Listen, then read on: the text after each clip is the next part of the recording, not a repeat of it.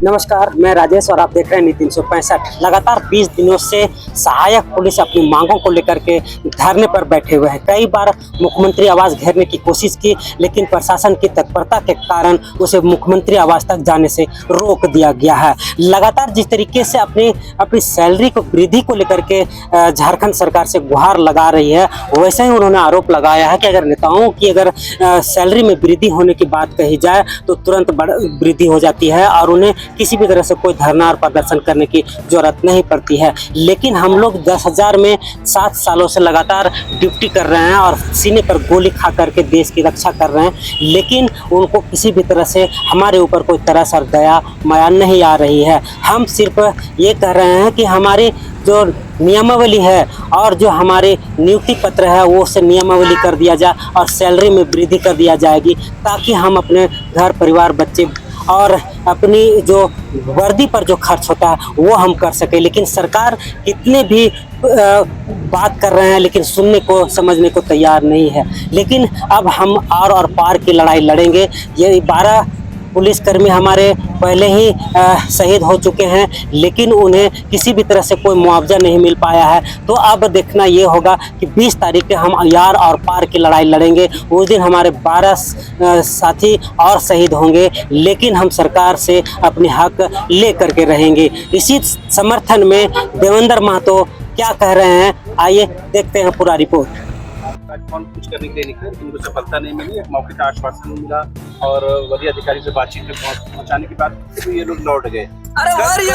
कल जब आप लोग निकलेंगे, इस बात की कितनी गारंटी है मुख्यमंत्री आवास तक पहुंच पाएंगे? कल इस बात की कितनी गारंटी है कि जो आप मांग पत्र सौंपेंगे उस पर कार्रवाई होगी? 2 बार ये कर चुके हैं ऐसी बात। देखिए, ये जो हम चूंकि आंदोलन से उठे हुए हम व्यक्ति हैं और आंदोलन को लगातार जो है कि जिस तरीके से करते आ रहा है, पिछला यही मोराबादी मैदान से हम लोग मुख्यमंत्री आवास घेराव की ओर निकले थे। 17 जुलाई को आप लोग का कैमरा के समक्ष अभी भी वो दृश्य होगा कि हम लोग मुख्यमंत्री महोदय के काफी करीब पहुंचे थे और हम लोग का असर कहीं न कहीं राज्य के जनता तो किया।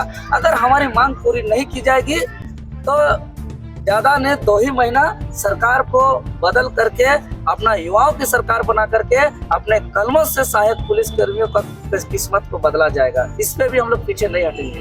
जी बेटे ना जी, आप तरफ बोल दीजिए, कल के बारे में बता दीजिए और इधर आ जाता है।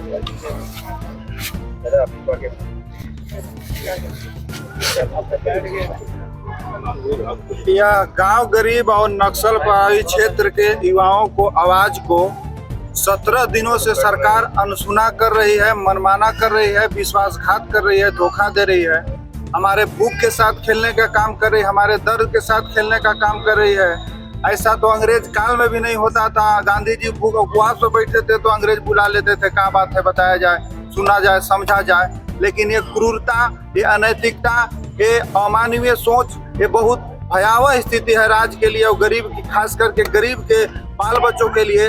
वैसे भी हम लोग के मरना है, क्योंकि आज यदि हम आंदोलन में संघर्ष के दौरान अपना न्याय के लिए नहीं अपना सर्वोच्च देते हैं तो कल वैसे भी मारे जाएंगे, क्योंकि ड्यूटी में लगाई जाएगी। वहाँ किसी तरह का कोई प्रोटेक्शन नहीं है, किसी तरह का कोई मुआवजा नहीं है। तो हम चाहते हैं कि बेमौत मरने से अच्छा है कि अपने हक के लिए लड़ेंगे, हक के लिए मरेंगे, हक के लिए जिएंगे। क्योंकि 12 जवान ऑलरेडी पहले से भी ड्यूटी के दौरान मर गए हैं, उनको एक सिक्का का सरकार द्वारा कुछ नहीं दिया गया, तो प्रावधान होने के बावजूद भी कुछ नहीं मिला। तो ऐसे तो सोचना मुश्किल है। तो हम लोग का यही माइंडसेट है कि जो भी होगा मोराबादी को हम लोगों ने न्यायालय बनाया है, यहीं से न्याय होगा, न्याय लेकर जाएंगे। इसके लिए जो भी चुकाना पड़े चुकाएंगे। और कल जो हमारे बड़े भाई ये अपने राज्य के युवाओं को हमदर्द बनने के, हमारे सहयोग करने के लिए आए हैं, उनका धन्यवाद है। और मिलजुल कर कंधे से कंधा मिलाकर इस आवाज को सरकार के उन सत्ता के गलियारों तक पहुंचाएंगे जहां उनको शायद थोड़ा बहुत कान के पर्दा मोटा हो गया है। तो कल पूरी दमखम के साथ, पूरी शिद्दत के साथ, पूरी ताकत के साथ, पूरा हुजूम के साथ हम सीएम आवास घेराव करेंगे करेंगे करेंगे। इसमें कहीं से भी 2 इंच है। इसके लिए लाठी खाना होगा, आंसू गैस खाना होगा, वाटर कैनन खाना होगा। हम तैयार हैं। हम जो भी हमारे साथ शोषण होगा, अन्याय होगा, हम लाठी खाना पसंद करेंगे, वाटर कैनन खाना पसंद करेंगे और उनका जो आंसू गैस है वो भी खा लेंगे। लेकिन 7 वर्षों का जो शोषण है उस शोषण के खिलाफ सर्वोच्च न्यौछावर करने के लिए हम लोग तैयार हैं। इसमें कहीं से दो मत है। सरकार जितना भी फोर्स का प्रयोग करना होगा उनको मुबारक है, कर लें, लेकिन हमारे भूख और दुख के साथ खेल कर यदि चाहते हैं कि हम इनको ठग दें, बरगला दें, तो इनका नासमझ है, झूठ है। कल जो होगा वो ऐतिहासिक और निर्णायक मार्च होगा। कल आपको याद होगा कि कल सरकारी अवकाश था, उसके बावजूद भी मुख्यमंत्री अपने आवास में अधिकारियों को बुलाकर बैठक करते हैं और जो उनको दिशा निर्देश देना है देते हैं। आपको लगता है कि सरकार चाहे तो सरकारी छुट्टी के दिन भी इस तरह की घोषणा कर सकती है? क्या सरकार जानबूझकर इन बातों सुन नहीं रही है, सुनना नहीं चाहती है, या आपको लगता है कोई राजनीतिक कारण है कि दूसरे सरकार के कार्यकाल में आपकी नियुक्ति होगी, ये सरकार नहीं चाहती कि ये क्रेडिट हो जाए? प्रथम दृष्टया में कहा जा सकता है कि राजनीतिकरण का शिकार सहायक पुलिसकर्मी हो रहा है, चाहे किया जा रहा है। या तो उनको वोट बैंक दिख रहा होगा। अगर देश में योग्यता है किसी के पास, अगर उसका आबादी कम है तो उसको न्याय नहीं मिलना चाहिए? भीड़ तंत्र के अनुसार कौन रोटी मिलेगा? जिसका ज्यादा भीड़ उसको रोटी मिलेगा। ये सारा सोच गलत है, नीति के खिलाफ है। अब देश में पारसी समाज की संख्या बहुत कम है, तो क्या सदन में, संसद में, विधानसभा में उन लोग के बैठने का हक, लड़ने का अधिकार नहीं है?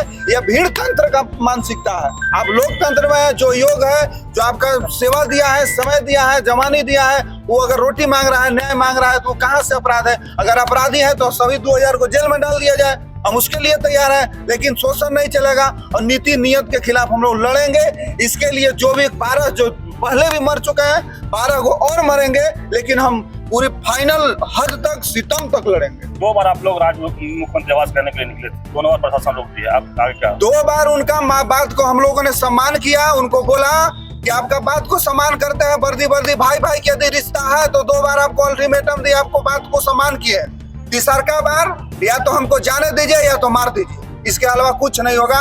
और जो होगा कल आप देख लीजिएगा। सरकार जिस तरह से 2 बार बरगलाई आंदोलन में भी, 2 बार उनको बात का सम्मान किया है, और 12 जवान पहले भी मर चुका है, 12 जवान कल भी मरेगा, लेकिन हम सीएम आवास जाएंगे तो जाएंगे तो जाएंगे।